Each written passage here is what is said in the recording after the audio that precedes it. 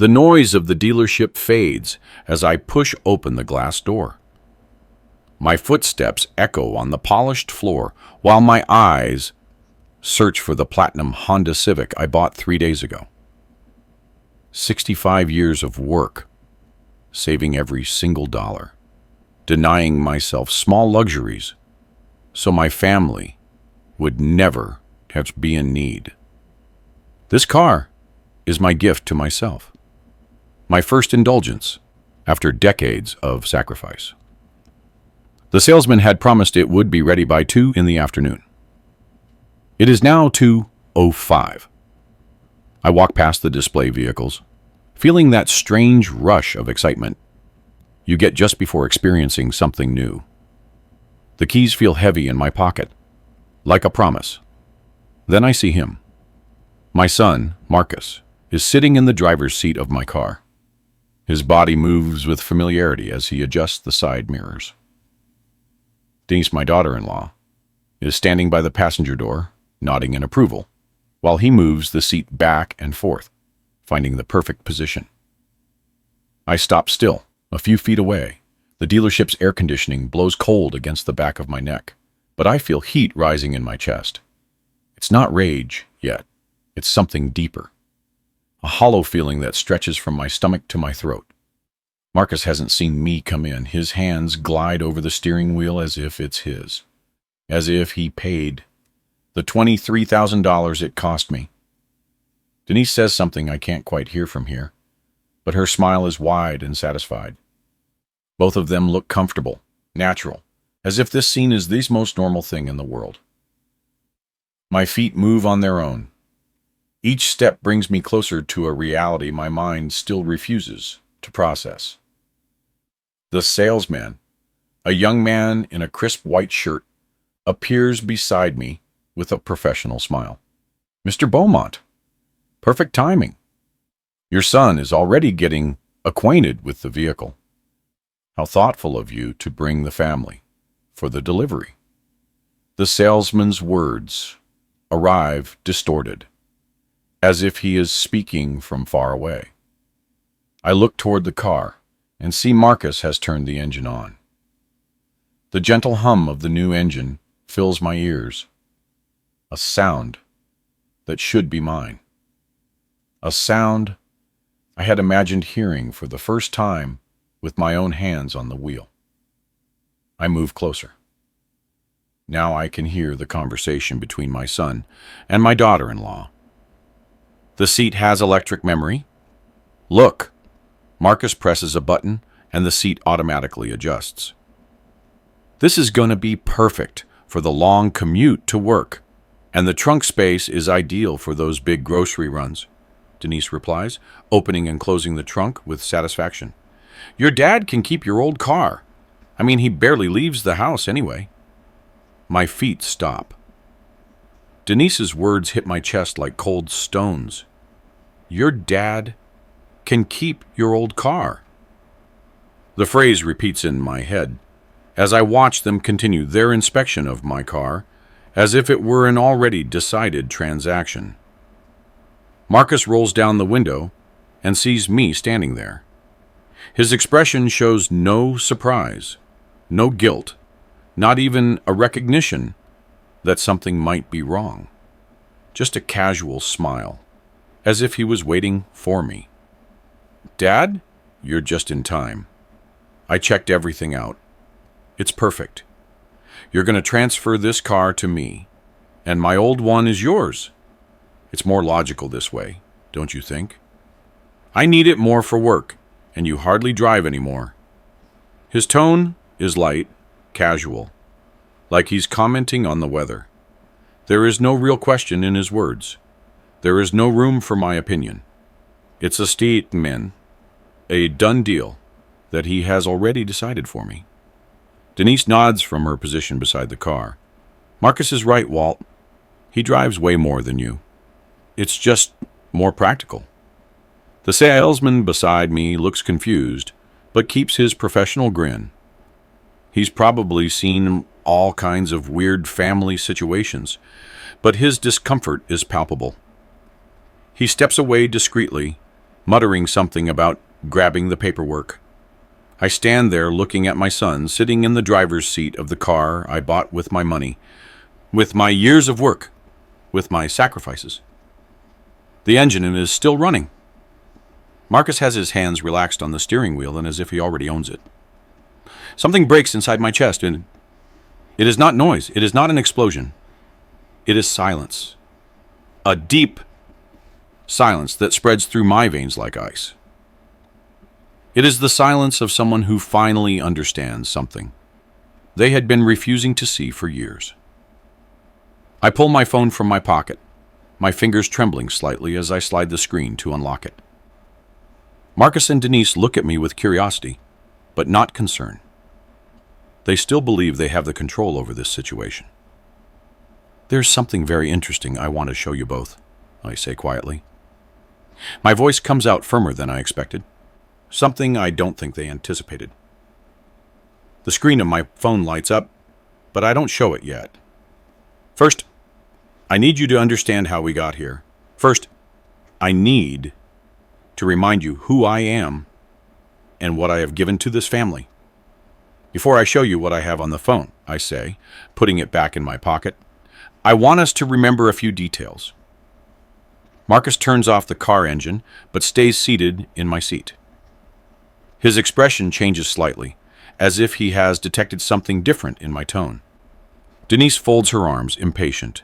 "Dad, we don't need a speech. We already decided what's best for everyone. Best for everyone." I have heard that phrase so many times in the 5 years since Alara died, and I was left alone in this house we built together, brick by brick, with the money I earned working double shifts at the factory. "When your mother died," I begin, without taking my eyes off theirs, "you sold her engagement ring without asking me. You said it was best for everyone, because I wouldn't wear it." Marcus sighs, as if this is a tedious conversation. "Dad, the ring was kept in a drawer. The money helped us with the down payment on our house. $500, I continue. "The ring was worth more, but you sold it fast, without checking. $500 for 40 years of your mother's marriage." Denise leans forward. "Walt, that was 3 years ago. We can't change the past." But I'm not finished. The memories pile up in my mind like photographs falling out of an old album. Each image hurts, but I need to get them all out. "Then you sold your mother's piano. You said it took up too much space in my living room, and that I didn't play it. Best for everyone. You said, a piano that I never saw again." The salesman returns with the papers in hand, but stops when he hears the tension in my voice. He stays a few feet away, pretending to review other documents, but obviously listening. Next was my coin collection. 30 years of collecting special coins from different countries. Some inherited from my own father. You sold them online because they took up space and gathered dust. $800 that I never saw either. Marcus shifts uncomfortably in the seat. "Dad, we needed the money to fix the roof on your house. Everything was for your benefit." "My benefit." I repeat the words slowly. "Like when you decided it was best for everyone, for me to give you access to my bank account. For emergencies, you said, so you could help me with payments when I couldn't do it alone." Denise exchanges a quick look with Marcus. I know she remembers that conversation perfectly. "It was 2 years ago, after I caught a bad flu and was laid up in bed for a week. Since then, every month I've seen $400 come out of my account for family expenses. You never ask me what it's for. You never show me receipts. You just take what you need because it's best for everyone." My voice remains calm, but every word is loaded with years of accumulated silence. The dealership's air conditioning hums above our heads, but the atmosphere feels dense, heavy. "And you know what else was best for everyone?" I ask. "That I no longer participate in family decisions. That when you moved closer to my house, I didn't get a say about the neighborhood. That when you decided what to do with the backyard of my property, I just accepted your plans. Marcus finally gets out of the car, but he doesn't move away. He stands next to the driver's door with a hand resting on the roof of the vehicle. His stance is defensive now. Dad, we always consult you on important things. You consulted me when you decided to use my garage as a storage unit for your junk? You consulted me when you changed the lock on the front door and gave me only one copy? You consulted me when you decided that family dinners would only happen when you had the time? Each question is one more photograph falling out of the album. Each one hurts, but it also releases something that has been stuck in my chest for years. And now, I say, looking at the platinum car that should be mine, I come to pick up the first gift I have given myself in 5 years, the first indulgence after decades of sacrifice. And I find that you've already decided that it's best for everyone, that I don't have it. Denise steps forward. Her voice takes on that condescending maternal tone she uses when she wants to calm me down. Walt, you have to understand that Marcus drives to work every day. That's over 30 miles daily. You leave the house maybe twice a week. It's logical that he uses the new car. Logical. The word comes out of my mouth as if it tastes bad. You know what else was logical? That I worked 60 hours a week for 30 years to give this son everything he needed. That I skipped meals to pay for his college. That I sold my bike to buy him his first car when he graduated. Marcus lowers his gaze for the first time.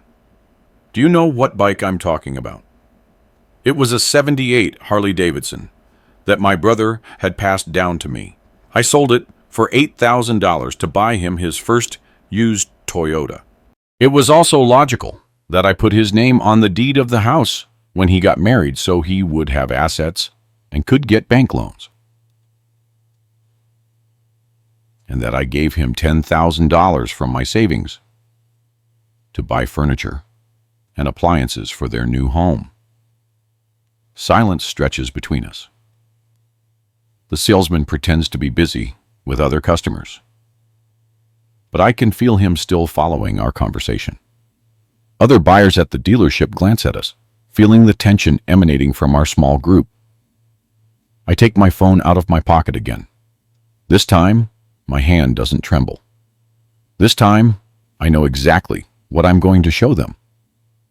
But what wasn't logical, I continue, was that you thought I would stay silent forever. The phone stays in my hand, but I still don't show them the screen. First, I need you to fully understand the situation we are in. I need you to clearly see who each of us is right now. Marcus moves away from the car and walks towards me. His expression has changed. It's no longer the casual smile of a few minutes ago. Now, there is something resembling worry in his eyes, though still mixed with that arrogance he has developed in recent years. Dad, I think you're overreacting. We take care of you. We help you with everything you need. You take care of me?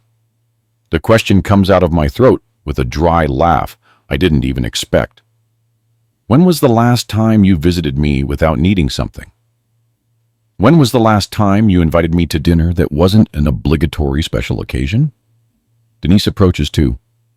Her face shows that expression she puts on when she wants to appear reasonable, when she wants to make me feel like I'm the one acting irrationally. Walt, we come to see you every week. We bring you food. We make sure you're okay. You come to check that I haven't died, I reply, without taking my eyes off theirs. You come to make sure I'm still functional for your plans, but you never stay for more than 20 minutes. You never ask me how I really feel, what I really need, what I dream about at night when the house is empty and the silence is so heavy it crushes my chest. Marcus sighs impatiently. Dad, we can't stay for hours every time. We have work, responsibilities, our own life. Your own life, I repeat his words slowly. And don't I have the right to my own life? Don't I have the right to buy myself a car without you deciding for me what I can and cannot have? The salesman finally approaches with the papers. His discomfort is obvious, but so is his professional curiosity. He has probably never witnessed a situation like this. Excuse the interruption, he says cautiously, but I need to know who is going to sign the vehicle documents. The registration is in the name of Mr. Walter Beaumont. But nothing, Marcus interrupts. My dad is going to transfer the car to me. It's a family arrangement. No. The word leaves my mouth with a firmness that surprises even myself. There will be no transfer. Denise tenses up. Walt, be reasonable. You yourself know Marcus needs a reliable car for work. His car is over 10 years old. My car is 8 years old, I reply, looking directly at her. And it works perfectly because I've kept it up meticulously. Every oil change, every inspection, every minor repair has been paid for religiously every 3 months. I take the car keys from my pocket, holding them in my open hand, feeling their weight. They are the keys to my freedom, to my right to decide for myself, to my dignity, as an adult who has worked his whole life to be able to enjoy something. This car, I say, pointing toward the platinum Honda Civic, I bought with my money, with my pension, with the savings I have put together over 40 years of work. Nobody gave it to me. Nobody helped me pay for it. Nobody had to make any sacrifices, so I could buy it. Marcus takes another step closer. His voice adopts that condescending tone he uses when he thinks he is being patient with me. Dad, nobody is saying you didn't work for it. We're just being practical. I drive more. I need a more reliable car. It's pure logic. Pure logic. The words come out of my mouth with bitterness. You know what else would be pure logic? That you asked my opinion before deciding what to do with my things.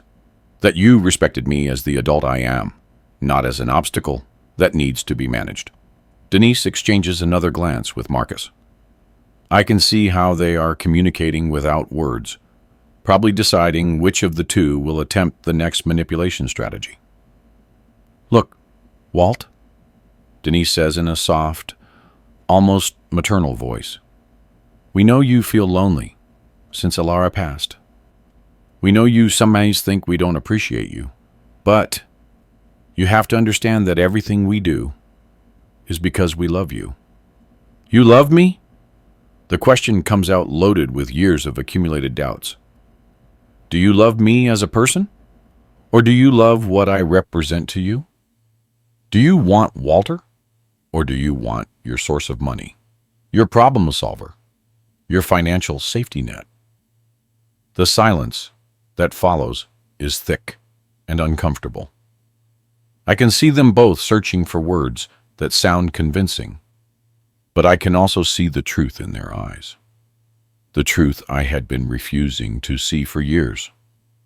When Alara was sick, I continue, you visited more often, stayed longer, helped me with the doctors, the medicines, the care. And I thought it was because you loved me, because you wanted to support me during the most difficult time of my life. Marcus opens his mouth to speak, but I raise my hand to stop him. But then I realized you came because you knew you were going to inherit something. Because you knew that when she died, I would be vulnerable, alone, in need of company, and that need would turn you into the de facto administrators of my life. Denise shakes her head vigorously. That's not true, Walt. We love you regardless of the money. Then why? I ask, raising my phone. When I checked my bank accounts last week, did I discover that in the last 2 years you have withdrawn over $15,000 without my explicit authorization? They both freeze. The salesman, who had been pretending not to listen, is now obviously hanging on every word. $15,000, I repeat, in expenses you categorized as family emergencies, the roof on my house, which was never completely fixed, Marcus's car repairs, which turned out to be a new engine. Denise's medical expenses, which turned out to be cosmetic treatments. Marcus tries to regain control of the conversation. Dad, we talked about all that. You agreed. Did I agree? Or did you simply render information to me after the fact? My voice rises slightly, but remains controlled. Did I agree? Or did you make me feel guilty when I tried to ask what the money was for? Now I raise the phone so they can see the screen. An open PDF document is displayed. It's a letter from an attorney. This is what you didn't expect, I say, feeling my voice acquire a firmness I haven't felt in years. This is what you are going to see now. The phone screen clearly displays the letterhead of a law firm. Marcus squints, trying to read from where he is standing, but doesn't dare to move closer. Denise takes a step forward, but I move the phone slightly out of her full visual reach. 2 weeks ago, I begin, keeping my voice serene but firm, I had a very interesting conversation with attorney Michael Vance, a lawyer specializing in family and estate law. The salesman is no longer even pretending to be busy with something else. He stands motionless a few feet away, clearly fascinated by the drama unfolding in front of him. Other dealership employees have started to notice the attention, and a few customers glance at us. A lawyer? Marcus's voice sounds controlled, but I can detect a note of nervousness that wasn't there before. Why do you need a lawyer, Dad? To understand my rights, I reply, sliding my finger across the screen to show more of the document. To understand what legal options I have when I discover that my bank account has been used without my explicit consent for expenses I never fully approved. Denise crosses her arms over her chest. Her posture has become defensive, but she tries to maintain a calm tone. Walt, you gave us access to that account. You signed the papers at the bank. I signed papers for medical emergencies, I reply, looking directly into her eyes. I signed papers so you could help me if I was hospitalized or temporarily incapacitated. I did not sign papers for you to use my account as your personal family emergency fund. Marcus runs his hand through his hair, a nervous gesture I recognize from when he was a child. Dad, this is ridiculous. We're family. Everything we've taken has been with your knowledge. With my knowledge or with my resignation? The question hangs in the air like thick smoke because there is a huge difference between informing someone about what you are going to do and asking them permission to do it. I slide the phone screen down to show more of the document's content. It's a detailed analysis of bank movements, dates, amounts, and declared purposes versus real purposes. Attorney Vance helped me review every movement in my account over the last 2 years. Do you know what we found? That of the $15,000 you have taken, only $4,000 were actually used for expenses related to me or my well-being. The silence that follows is different from the previous ones. This silence has weight. It has consequences. I can see Marcus and Denise processing this information, understanding that their behavior has been documented, analyzed, and legally evaluated. The other $11,000, I continue, were used for things like the down payment on a big screen television, repairs to Marcus's car that turned out to be non-essential upgrades, beauty treatments for Denise categorized as medical expenses, and a series of minor purchases that totaled over $3,000. Denise steps back. Her expression has completely changed. There is no longer condescension or maternal patience on her face. Now there is genuine concern, perhaps even fear. Walt, if there's any misunderstanding about the money, we can sit down and clear it up. We can go through the accounts together. We already did the accounts, I reply, pointing to the phone. And there is no misunderstanding. There is a clear pattern of unauthorized use of financial resources of an elder person by family members who have access to their accounts. Marcus tries to recover control of the situation. He approaches the car again and puts his hand on the driver's door as if the gesture could restore his authority over the situation. Dad, you're making a mountain out of a molehill. We can resolve this as a family, without lawyers, without drama. Give me the car keys. Let's go home and talk everything over calmly. No. The word comes out of my mouth with a firmness that surprises even myself. We are not going home. We are not going to talk calmly. And I am definitely not giving you the keys to my car. For the first time in years, I feel like I have control of a situation involving my family. For the first time in years, I am the one setting the terms of the conversation. This car, I say, pointing toward the Honda Civic, I bought with my clean money, with my pension, with my personal savings, with money you haven't touched because it's in an account I opened specifically for this purpose 6 months ago. I can see the surprise on both their faces. They didn't know about that account. They didn't know I had taken steps to protect part of my financial resources.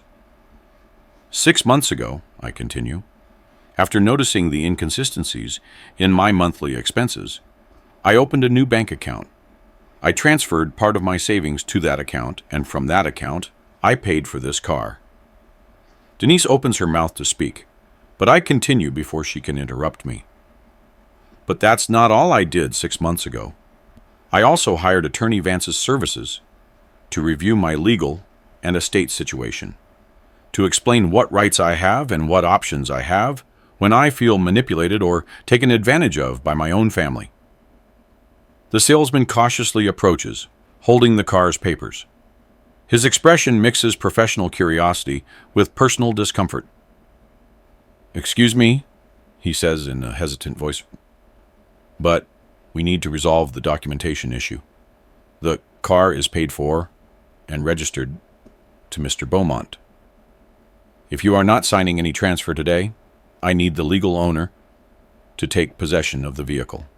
Marcus looks at him with irritation. "We're in the middle of a family conversation. Can you wait a few minutes?" "No," I say, addressing the salesman directly. "He cannot wait. And it's not a family conversation. It's a formal notification to my son and daughter-in-law that their unauthorized access to my financial resources is going to end today." I raise the phone again and slide the screen to show another section of the legal document. "Because what you really didn't expect," I say, feeling a strange but powerful calm spreading through my chest, "is that yesterday morning, before coming here, I was already at the bank. The air in the dealership seems to have become denser.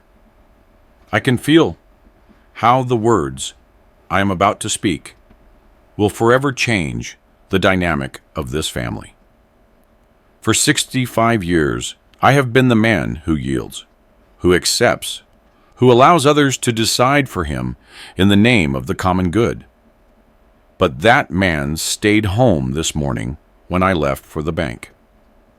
Yesterday at 9 in the morning, I say, holding the phone up so they can see the document, I presented myself at the First National Bank with a legal order signed by Attorney Vance, an order that allows me to immediately revoke any third-party access to my bank accounts. Marcus takes a step toward me, but stops when he sees my expression. For the first time in years, I am not the submissive father who will yield to the first pressure. I am a man who has made a decision and has the legal means to back it up. What do you mean by revoking access? Denise tries to keep her voice calm, but I can hear the tremor she is trying to hide. I mean that since 10:30 yesterday morning, neither of you has access to any of my bank accounts. Not for emergencies, not for family expenses, not for anything. I slide my finger across the screen to show more details of the document. The bank canceled all previous authorizations.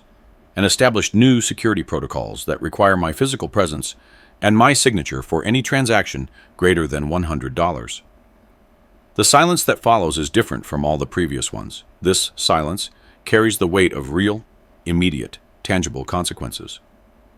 I can see them both processing what it means to lose access to a source of resources they have been using freely for over 2 years. Marcus tries to regain composure. Dad, that is extreme. What are you going to do if you have a medical emergency and need someone to handle your finances? For real medical emergencies, I respond. Attorney Vance prepared a very specific power of attorney that only activates if I am hospitalized or medically incapacitated. And that power is limited exclusively to direct medical expenses with a requirement for receipts and detailed justification for every expense. Denise brings her hand to her forehead. Her expression shows she is beginning to grasp the magnitude of what has happened. Walt, you're acting like we're criminals. We are your family. Everything we've done has been to help you. To help me? The question comes out of my throat with a dry laugh I don't recognize as my own. You helped me when you spent $800 from my account on a television that is in your living room. You helped me when you used $200 for cosmetic treatments categorized as urgent medical expenses. I take the car keys from my pocket and hold them in my open hand. The metal is warm from my body heat, and I can feel the weight of what they represent: freedom, autonomy, dignity.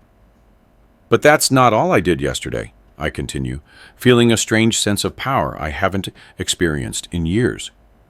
I also visited my accountant, Mr. Leroy Jenkins, a man who has managed my taxes for 15 years and knows my financial situation better than you do. The salesman, who has been listening to everything with professional fascination, approaches cautiously with the car papers. Mr. Beaumont, if you are ready, we can proceed with the official delivery of the vehicle. I am ready, I reply. But before taking the papers, I look directly at Marcus. But first, I want my son to fully understand what is going to happen from now on.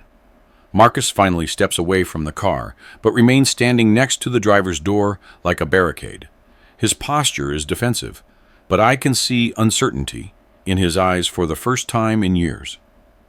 Mr. Jenkins helped me review my complete estate situation, I say, sliding my finger across the phone screen again to show another section of the document. My house, my savings, my investments, my pension plan, everything. And we came to a very interesting conclusion. Denise approaches, trying to read the document over my shoulder. What kind of conclusion? The conclusion that over the last 5 years, since Alara passed, you have extracted approximately $42,000 from my estate, between direct withdrawals from my accounts, the value of the items you sold without consulting me, and the services you have charged me for helping with things I could do myself. The figures fall like stones into quiet water. $42,000. A figure they had never calculated. A magnitude they probably didn't even know they had reached. $42,000, I repeat, which represents nearly 3 years of my full pension, 3 years of my work, my savings, my sacrifices, gradually transferred to you under the justification of family help. Marcus tries to interrupt me, but I raise my hand to stop him. But the most interesting thing Mr. Jenkins and I discovered is that during those same 5 years, you have never spent a single dollar of your own money on anything that was genuinely for my benefit.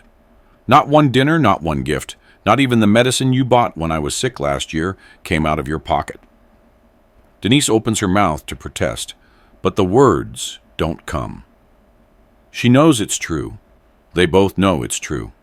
Everything, I continue, feeling my voice, acquire a firmness I haven't felt in decades. Absolutely everything you have done for me in these 5 years has been paid for with my own money. You have simply been the administrators of my generosity toward myself. The salesman holds out the papers to me. Mr. Beaumont, these are the documents for the vehicle ownership. I just need your signature here and here. I take the hours, but before signing, I look once more at Marcus and Denise. They are both motionless, processing the full weight of what I have just revealed. There's one more thing you need to know, I say, preparing my pen to sign. One thing you really didn't expect, and that will define how things will be between us from today. I sign the first document with a steady hand.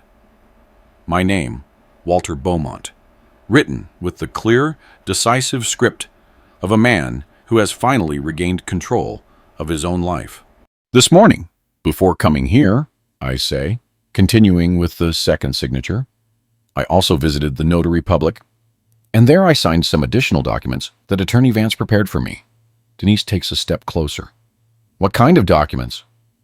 I finish signing the car papers and hand them back to the salesman. Then I raise my phone one more time and navigate to a new section of the legal document. Documents that will change the rules of the game permanently, I reply, feeling a deep satisfaction I haven't experienced in years. Documents that you will formally receive by certified mail tomorrow morning. The salesman hands me the official car keys, along with all the signed documents. The weight of the keys in my hand is different now. It is not just metal. It is pure symbolism. It is the physical materialization of my right to decide for myself, to own things, to exist as an independent person, and not as a family resource. The documents you will receive tomorrow, I say, putting the keys in my pocket with deliberate slowness, include a formal legal notification of changes to my will and the structure of my estate. Marcus stands motionless next to the car. His face has lost color, and I can see his hands involuntarily opening and closing, as if he is trying to grasp something that is slipping through his fingers. Changes to the will? His voice comes out higher than normal.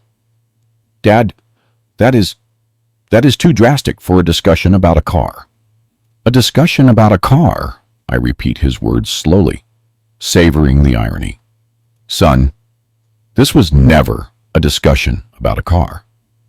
This is a discussion about respect, about dignity, about the right I have to be treated like an adult human being and not like a walking bank account. Denise tries to approach, but her movement is cautious, as if she is approaching a wounded animal that might react unpredictably. Walt, please, let's sit down and talk this over calmly. I'm sure we can resolve all the misunderstandings.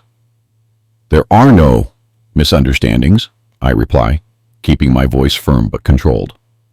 There are clearly documented patterns of behavior, and there are legal consequences for those patterns. I slide the phone screen to show a new section of the document. It's a page full of figures, dates, and legal references that neither Marcus nor Denise can fully read from where they are standing. The new will, I explain, reflects the current reality of my relationship with you. Instead of automatically inheriting the entirety of my estate, as the previous will stipulated, you will now inherit exactly what you have contributed to my well-being over these last 5 years. The silence that follows is dense, charged with implications that they are both processing. I can see them mentally calculating what my statement means. According to Attorney Vance's calculations, I continue, you have contributed approximately $0 of your own money toward my care, well-being, or happiness over the last 5 years. Therefore, your inheritance under the new will be exactly 0. Denise stumbles slightly. Her hand reaches for support on the nearest car. Walt, that can't be legal. We're family. Marcus is your son. Marcus is my son, I confirm. But being a son is not automatic employment. It is not a guarantee of inheritance, and it is definitely not a license to take advantage of your father for years without consequences.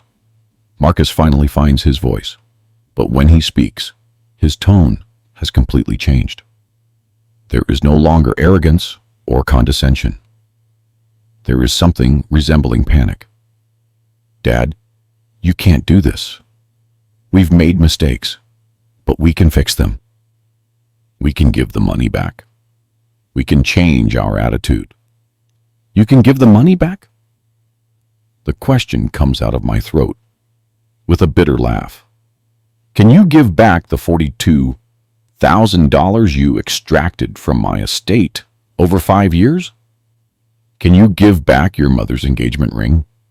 Can you give back the piano, the coins, all the memories you sold without consulting me?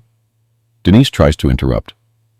Walt, we can arrange the money with a payment plan.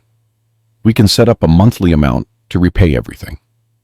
With what money are you going to make those payments? I ask, looking directly into her eyes. With the money you can no longer withdraw from my accounts. With the income you will have to generate by working to live as independent adults. The salesman, who has been observing the whole scene with professional fascination, approaches discreetly. Mr. Beaumont, would you like us to prepare the car for you to drive off now? Can we do the final inspection and explain all the features? Yes, I reply without taking my eyes off my son and daughter-in-law. I would like to drive it off now. It is my car, I paid for it with my money, and I have the right to use it when and how I decide. Marcus takes a step toward me. His expression mixes desperation with one last attempt to regain control. Dad, this is crazy. You are destroying your family over money. Is that what you want? To die alone and bitter? I'm not going to die alone, I reply, with a calm that surprises me. I'm going to die with dignity. There is a huge difference between being alone and being at peace. Denise moves closer, and for the first time in years, I can see real tears in her eyes, not the calculated tears she has used before to manipulate me, but in tears from someone who finally understands that her actions have consequences. Walt, please think this over. We made mistakes, but we love you. We are your family.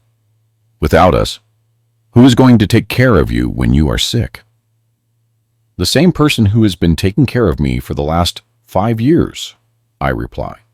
Myself, with the difference that now I will do it with my resources intact and my dignity restored. I pull out my phone one last time and navigate to the final section of the legal document. It is a page I have been waiting to show them, the page that contains the most important information of all. But there is something else in these documents, I say, feeling my voice take on an almost ceremonial tone. Something you will find particularly interesting when you receive the formal notification tomorrow. Marcus and Denise exchange quick glances. I can see the fear growing in their eyes, the understanding that there are still more revelations to come. The new will not only specifies that you will not inherit my money, I explain, slowly sliding my finger across the screen. It also specifies exactly where that money is going. The salesman returns with the car keys and a folder of additional documents. Mr. Beaumont, here is all the vehicle documentation, manuals, and warranty information. Is there anything specific about the car features you would like me to explain? In a moment, I say, keeping my attention on Marcus and Denise. First, I want my family to fully understand what their situation will be from now on. I hold the phone up so they can clearly see the screen. The page shows a detailed list of beneficiaries and organizations. My estate, I announce in a clear, firm voice, will be distributed among charitable organizations that effectively help seniors who have been abandoned or taken advantage of by their families. Organizations that understand the difference between genuine care and exploitation disguised as family love. The impact of my words is immediate and visceral. I can see Denise physically step back as if the words were tangible blows. Marcus puts his hands on his head. His fingers get tangled in his hair, as he preaches what I have just announced. Charitable organizations, I repeat, savoring each word as if it were bitter medicine that is finally taking effect. The Foundation for Abandoned Elders will receive 40% of my estate. The Free Legal Aid Center for Seniors will receive 30%. And St. Jude's Hospital, where they cared for your mother so well during her last months, will receive the remaining 30%. Denise stumbles and reaches for support on a nearby car hood. Her face has lost all color, and I can see her lips trembling as she tries to form words that won't come. "Dad, you can't be serious," Marcus says, his voice cracked like glass. "Those organizations mean nothing to you. We are your blood, your real family. My real family." The question comes out of my throat with a laugh I don't recognize. Is the real family the one that sells their father's belongings without consulting him? Is the real family the one that uses their father's bank accounts as if they were their own? Is the real family the one that shows up to take the car he bought for himself? The salesman, who has been observing the scene with a mix of professional fascination and personal discomfort, approaches cautiously. "Mr. Beaumont, excuse the interruption, but there is a lady asking for you at the reception desk. She says she is your neighbor, and that you had an appointment here." My expression changes immediately. A genuine smile, the first I've felt all day, spreads across my face. "Ah, yes, that's Brenda. I asked her to come with me." Marcus and Denise exchange confused glances. "Brenda? Who is Brenda?" Denise asks in a tone that mixes curiosity with irritation. "Brenda is my neighbor," I reply, putting my phone in my pocket. "A 58-year-old woman who was widowed 3 years ago and understands what it means to be treated with respect and dignity by the people around you." I see Brenda Ellis appear from between the display cars. She walks confidently, dressed smartly, but without ostentation.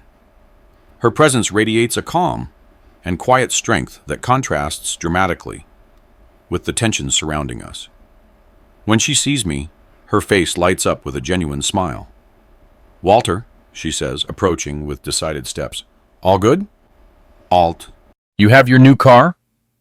"All perfect, Brenda," I reply, feeling her presence immediately change the group's dynamic.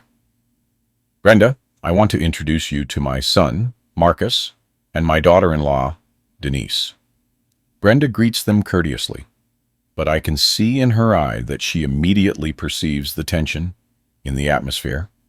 She is an intelligent, observant woman and does not need detailed explanations to understand that something important is happening. "Nice to meet you," she says, extending her hand toward Marcus and then toward Denise. "Walter has told me a lot about you." Denise accepts the greeting stiffly. "Brenda lives 2 houses down from mine," I explain. "We met 6 months ago when she helped me after I slipped in the yard during a heavy rain. Unlike certain people, she didn't expect me to pay her for helping me, nor did she use my moment of vulnerability to gain access to my bank accounts." The comparison is deliberate and clear. Brenda looks at me with an expression that mixes understanding and silent support. "Walter is a wonderful man," Brenda says, addressing Marcus and Denise primarily. "Intelligent, generous, with fascinating stories from his youth. It's a shame you spend so little time with him. You are missing out on truly knowing an extraordinary person." Marcus tries to regain some control over the situation. "Ma'am, we visit our father regularly. We have a very close relationship with him." Brenda smiles, but it's a smile that doesn't reach her eyes. "Oh, really? That's interesting, because in the 6 months I've been Walter's neighbor, I've seen you visit him maybe 4 times, and each visit lasts less than half an hour." Denise stiffens. "Ma'am, you don't know our family situation. You can't judge our relationship based on what you see from your window. You are right, Brenda replies calmly. I don't know all the details of your family situation, but I do know Walter. I know he is a man who has worked his entire life, who has sacrificed his own desires for the well-being of others, and who deserves to be treated with genuine respect and affection, not as an obligation or a resource. The salesman returns with the final car documents. Mr. Beaumont, everything's ready here. The keys, the manuals, the insurance information. Your Honda Civic is officially in your name and ready to go. Perfect, I say, taking all the documents and carefully putting them away. Brenda, are you ready to join me in breaking in my new car? Of course, she replies with genuine enthusiasm. I've been waiting for this moment since you told me you bought it. Marcus steps forward desperately. Dad, you can't leave like this. We have to finish this conversation. We have to resolve this. There is nothing to resolve, I reply, walking toward my new car with Brenda by my side. Everything is resolved. The legal documents will be sent tomorrow. The bank changes are already implemented. My new life begins today. Denise follows us. Her voice takes on a pleading tone I had not heard from her before. Walt, please don't do this. We can change. We can be better. Give your family a chance. I stop next to the driver's door of my car. The keys are in my hand, warm and real. I look toward Denise, then toward Marcus, and finally toward Brenda, who observes me with understanding and support. For 5 years, I say, opening the car door, you had the opportunity to be better. For 5 years, you had the opportunity to treat me like real family, and not like a family resource. For 5 years, you had the opportunity to show me respect, genuine love, and consideration. I sit down in the driver's seat. The car's interior smells new of possibilities, of freedom. Brenda walks to the passenger side and sits down comfortably, as if we were two friends going out for lunch. 5 years, I repeat, starting the engine. The sound is soft, quiet, perfect. And instead of seizing those opportunities, you chose to take advantage of me. Now you will live with the consequences of those decisions. Marcus approaches my window.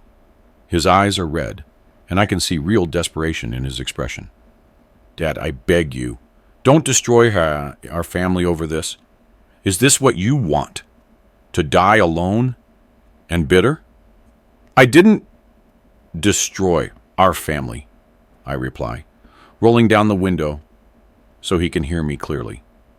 You destroyed it when you decided I was more valuable as a resource than as a person. I'm simply recognizing that reality and acting accordingly.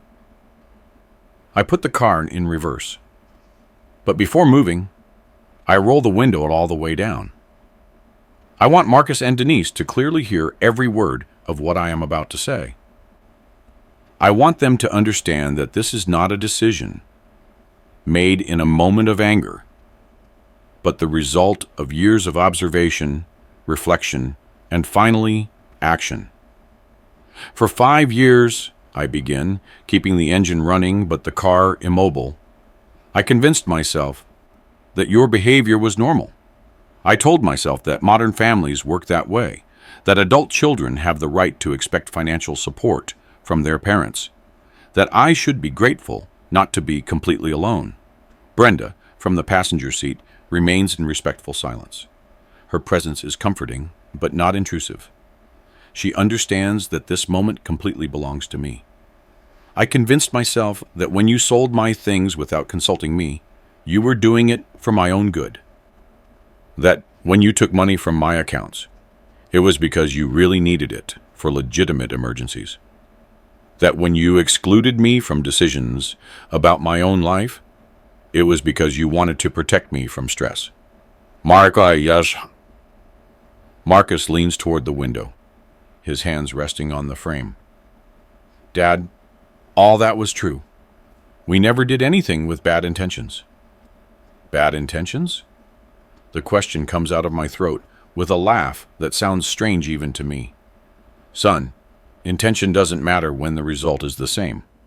For 5 years, you systematically stripped me of my autonomy, my dignity, and my estate. It doesn't matter if you did it with good intentions or bad ones. What matters is that you did it. Denise approaches the other side of the car, speaking through the passenger window. Walt, you're exaggerating things. We never took away your autonomy. No. Who decided what color to paint my kitchen last year? Who chose the new fridge when the old one broke? Who determined which doctor I should see when I had blood pressure problems? Denise opens her mouth to answer, but the words don't come. We both know the answer to those questions. You decided everything, I continue. And when I tried to express a different preference, you told me not to worry, that you would take care of everything, that it was best for everyone, for me to let the younger people make the important decisions. I pull out my phone one more time, but this time, it is not to show them legal documents. This time, I navigate to my photo library. I find the image I am looking for and show it to them through the window. See this photo? The image shows Elara and me on our 35th wedding anniversary. We are standing next to the piano she loved to play so much. This photo was taken 3 years before Elara died. You can see how happy we were, how complete our life together was. Marcus looks at the photo, and I can see his expression soften momentarily. Mom looks really happy there. I was happy there, I confirm. And after she died, every object in that photo represented a piece of that happiness. The piano, where she played my favorite songs, the ring I gave her when we were young and poor, the coins we collected together on every trip we took. Brenda looks at me with understanding. She doesn't need explanations to understand what those objects meant to me. You sold every piece of that happiness, I continue, putting the phone away. And when I tried to explain what those objects meant to me, you told me it was better not to cling to the past, that Elara wouldn't have wanted to see me depressed over material things.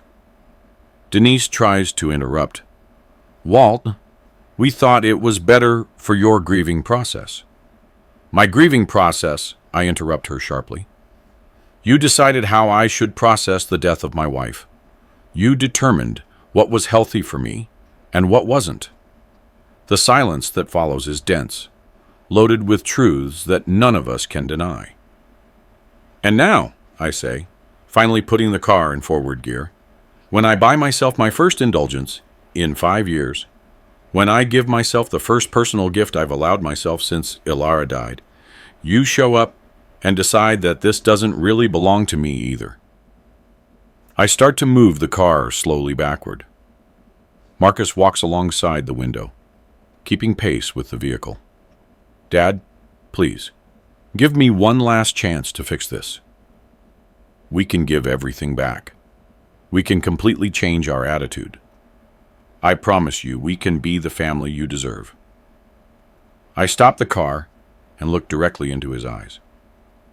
For a moment, I see the boy he was, the young man I raised, the man I hoped he would become, someone different. Marcus, I say softly, for 65 years of my life, I have given chances.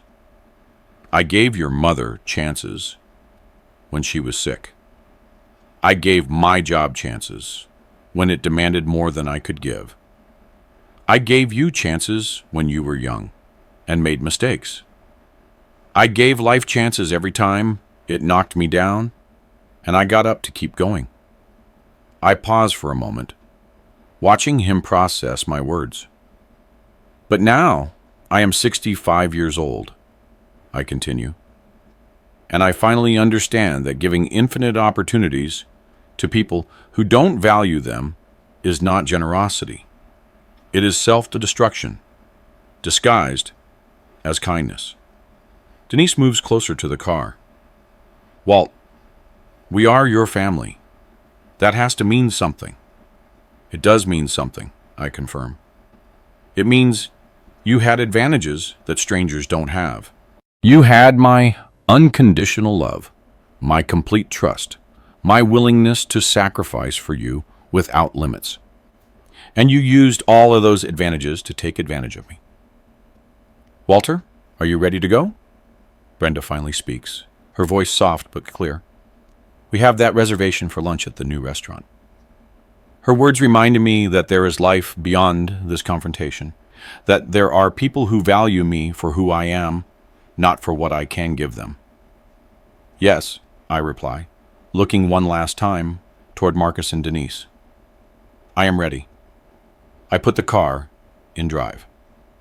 As we slowly pull away from the dealership, I can see in the rear-view mirror how Marcus and Denise remain standing among the display cars, motionless, processing the fact that their source of financial and emotional resources has just driven away from their lives forever.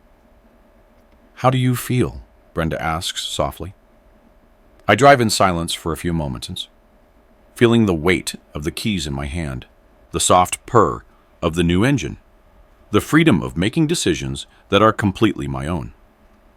I feel free, I finally reply. For the first time in 5 years, I feel completely free. 3 months have passed since that day at the dealership. As I drive my platinum Honda Civic through the familiar streets of the city, I can feel how every mile traveled has been an affirmation of my regained freedom. The car is not just a means of transport. It has become the tangible symbol of my ability to make decisions for myself.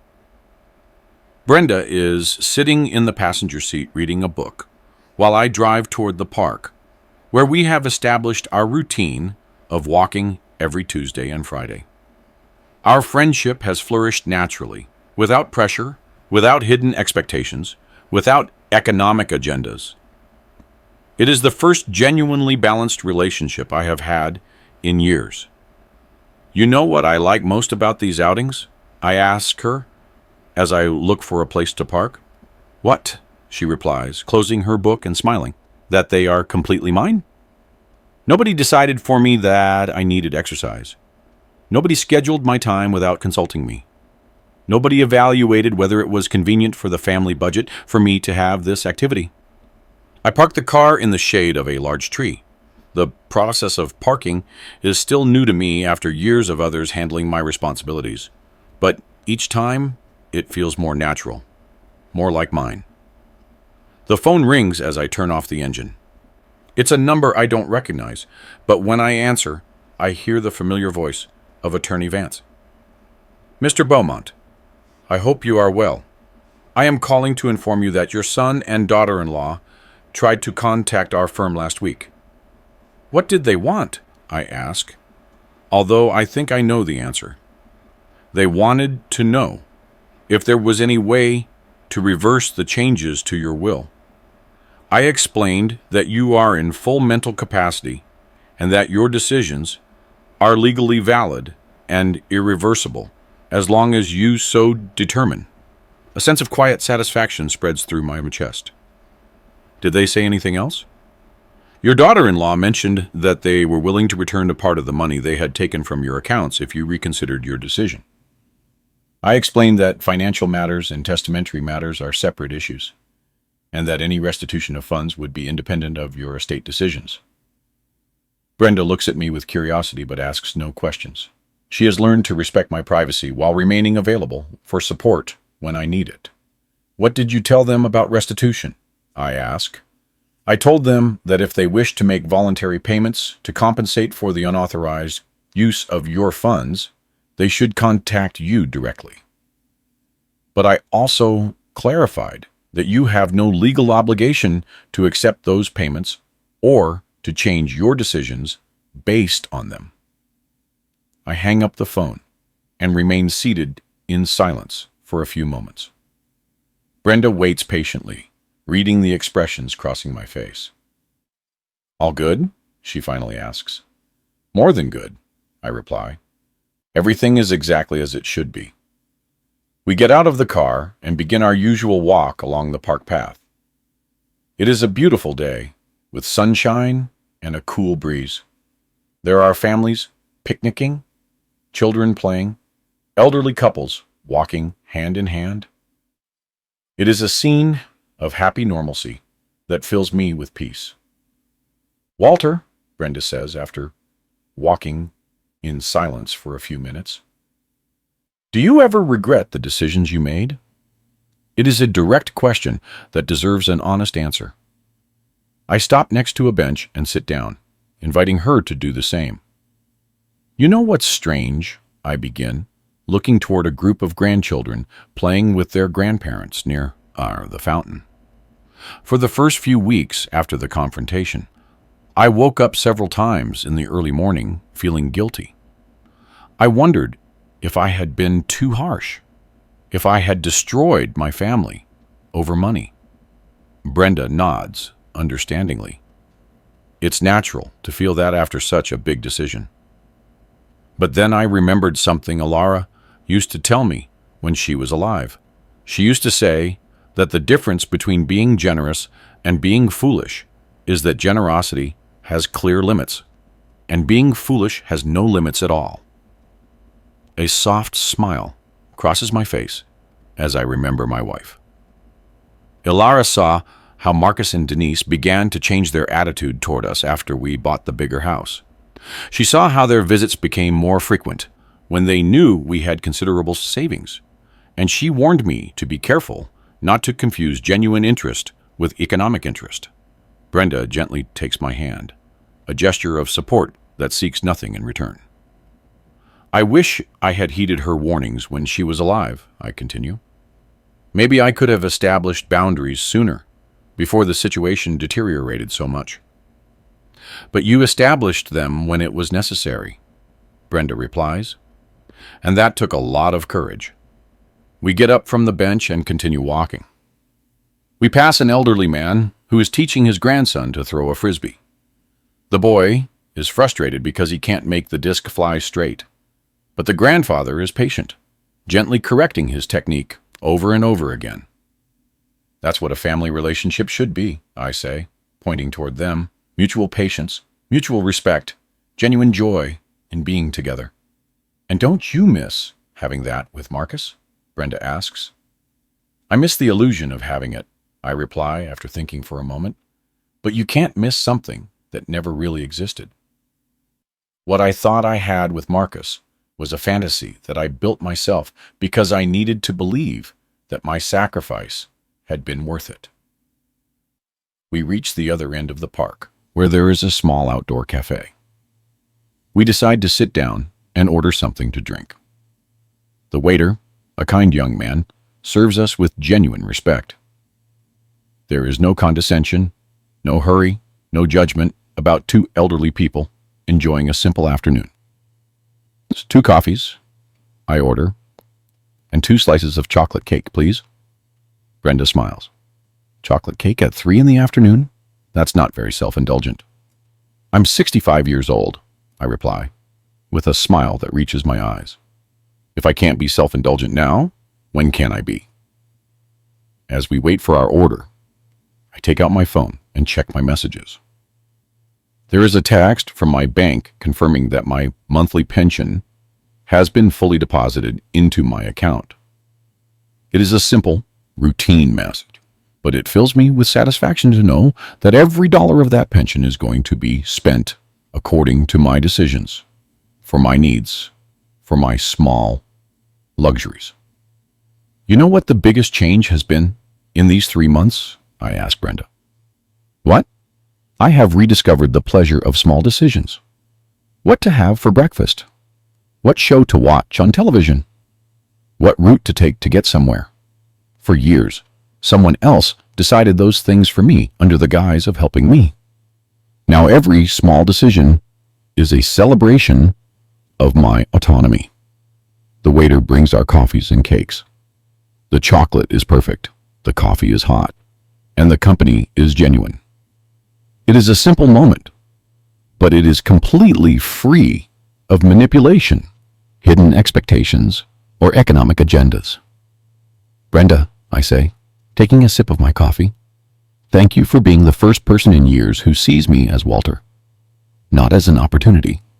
Thank you for showing me that it's possible to start over at any age, she replies. Your courage inspires me every day. We finish our cakes in comfortable silence, watching the movement of the park, enjoying the afternoon sun. When it is time to go, I pay the bill without thinking twice about the cost. It is my money spent on my pleasure, shared with someone who values my company for the right reasons. As we drive back home, I think about the man I was 3 months ago. That man lived in a constant state of anxiety, always worried about pleasing others, always afraid of being abandoned if he wasn't generous or useful enough. That man died the day I regained the keys to my own car. The man I am now lives with dignity, makes his own decisions, and has learned that being alone is not the same as being abandoned. I have learned that the love that requires constant payments is not love at all. Arriving home, I stop at the entrance and look toward the front door. It is my door with my lock, open only to the people I choose to invite. It is my refuge, my space, my peace. Plans for tonight? Brenda asks before getting out of the car. I'm going to make a quiet dinner, read a bit, and maybe watch a movie that I choose, I reply. Perfect plans for a free man. As I watch Brenda walk toward her house, I feel a deep satisfaction I haven't experienced in years. It is not the satisfaction of having won a battle, but the satisfaction of having regained my own life. I enter my house, close the door behind me, and for the first time in years, the silence surrounding me does not feel like abandonment. It feels like freedom. It feels like dignity. It feels like home. 8 months have passed since that day at the dealership. And as I write these lines in my personal journal, I can see the Platinum Civic parked in my driveway through my living room window. It still gives me a strange sense of pride every time I look at it.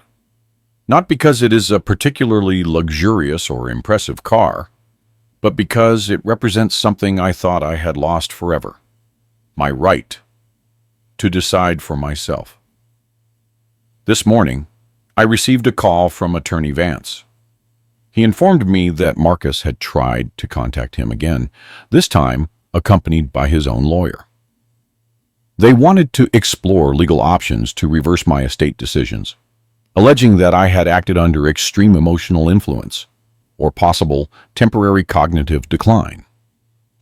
The irony of the situation does not escape me. For 5 years, when I gave them free access to my money and allowed them to make decisions for me, they never questioned my mental capacity. But now, when I make decisions that do not benefit them, suddenly my mental clarity becomes a subject of legal debate. Attorney Vance reassured me, explaining that they had requested my recent medical records and that my primary care physician, Dr. Owens, had provided clear documentation of my optimal mental state. Apparently, Dr. Owens had explained to them in very direct terms that making independent financial decisions is not a symptom of dementia, but of personal autonomy. I laughed to myself in my living room, remembering the conversation. Dr. Owens has known me for 15 years. He was the one who cared for Ilara during her illness, and he was the one who helped me process my grief after her death. If anyone can testify about my mental state, it is him. But beyond the legal maneuvers, what really strikes me, Marcus, is how I have changed as a person in these months. I don't mean just the big, dramatic decisions, but the small, everyday changes that have transformed my daily experience of being alive. Yesterday, for example, I decided to buy a new coffee maker, not because the old one was broken, but simply because I saw one at the store that I liked better. A year ago, a decision like that would have required family consultations, economic justifications, and probably would have ended with someone else choosing the most practical model for me. This time, I simply bought it paid $100 of my own money, brought it home, and enjoyed my first cup of coffee made exactly the way I like it. It was a moment of pure freedom, uncomplicated, without guilt. Brenda and I have developed a routine of activities that I never would have imagined possible in my former life. On Wednesday nights, we go to senior ballroom dance classes. On Sundays, we visit museums or art galleries. On Saturday mornings, we garden together in our respective yards, sharing tools and tips. They are simple activities, but they are completely free of a hidden agenda. Brenda doesn't evaluate every expense I make to determine if it affects some future family plan. She doesn't suggest that perhaps I should save that money for emergencies that others might need. She doesn't make me feel guilty for enjoying my own life. Last week, while we were planting tomatoes in my backyard, she told me about her own experience with manipulative family. Her sister had tried to convince her to sell her house after she was widowed, arguing that it was too big for a single woman and that the money could be better invested in a small apartment near the family. "You know what made me realize it was manipulation?" she said as we watered the new plants. "That when I asked where exactly we would invest the remaining money after buying the smaller apartment, my sister suggested that it could help with her children's college education. That's when I understood that my supposed convenience was actually her convenience." Listening to her story made me reflect on dysfunctional family patterns. They are not exclusive to my situation. There is a whole generation of seniors who have been conditioned to believe that their main function is to be useful to the younger ones, even when that usefulness comes at the cost of their own dignity and autonomy. 3 weeks ago, I had an unexpected encounter that made me evaluate how much I have healed internally. I was at the supermarket when I saw Denise in the dairy aisle. She saw me first and approached with an expression that mixed nervousness with calculated hope. "Walt," she said, "what a coincidence to find you here. How are you doing?" Her tone was different from before, more respectful, more cautious. I could see how she evaluated my appearance, probably looking for signs that I was poorly cared for or in need of help. "I'm doing very well, Denise," I replied courteously. "And how are you both?" "Good, good. Marcus is working a lot. You know how he is." There was an awkward pause, and then she added, "Walt, I wanted to tell you that we've been thinking about you a lot. If you ever need help with anything, or if you want us to come visit, you just have to call us." The offer sounded genuine on the surface, but I could detect the underlying agenda. It was not an invitation based on love or real concern for my well-being. It was a strategy to reestablish contact and eventually access. "I appreciate the offer," I replied, "but I am very well cared for. I have a solid support network and all the resources I need to maintain my independence." I saw her expression change slightly when I mentioned resources. That word still automatically sparked their interest. "Well," she said, "if you ever change your mind about the decisions you made, we are willing to talk. We could find a way to resolve everything and be a united family again." "We are a family," I replied calmly. "It's just that now it's a family with clear boundaries and mutual respect. You and Marcus are free to live your lives, and I am free to live mine." She said goodbye with a forced smile, and I could see in her eyes that she had understood the message. The door was not completely closed, but the conditions for reopening it were very different from those that had existed before. After that encounter, I realized something important. I no longer feel rage toward them. The rage has been replaced by something more powerful and lasting: compassionate indifference. I don't wish them ill, but I am also not willing to sacrifice my well-being for theirs. This morning, while drinking coffee from my new machine and reading the newspaper in the tranquility of my living room, I reflected on the concept of family I had been taught as a child.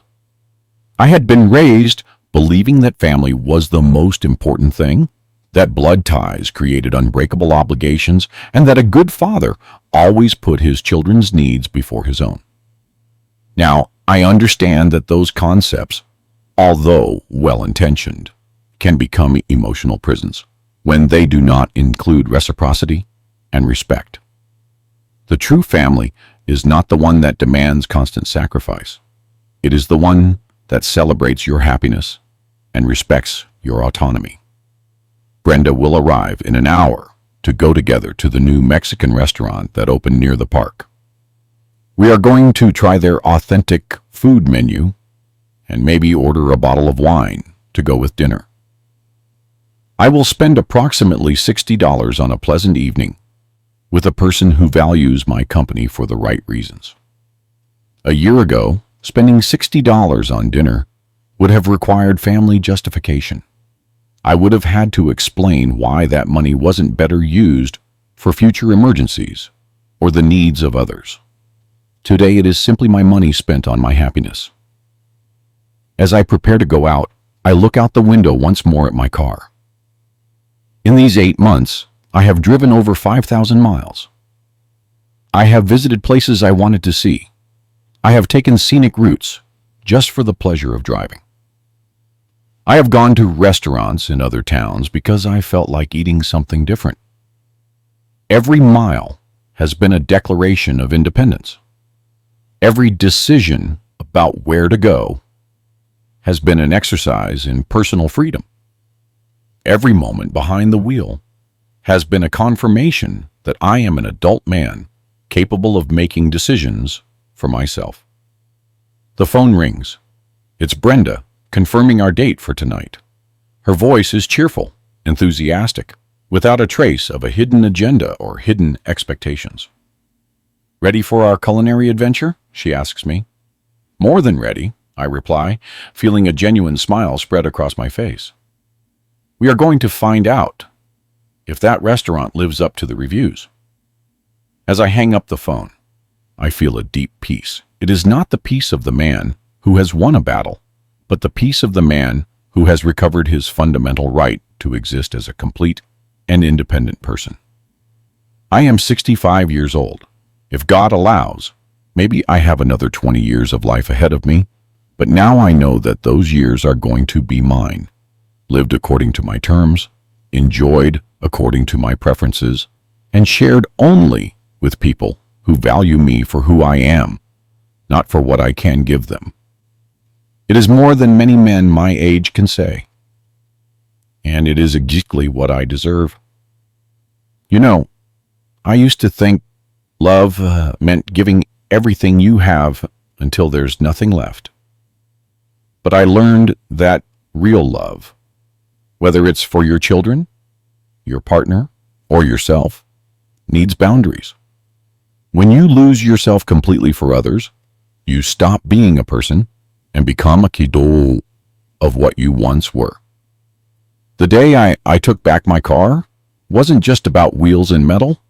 It was about reclaiming my life, my choices, my dignity. And maybe that's the message here. It's never too late to take back the steering wheel of your own life. No matter your age,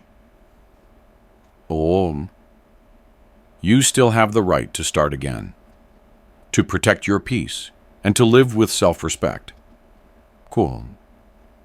If you agree with me and liked my story, show it by giving the video a like. Let's see how many we are. I'm curious. What city and time are you listening from? or write it in the comments.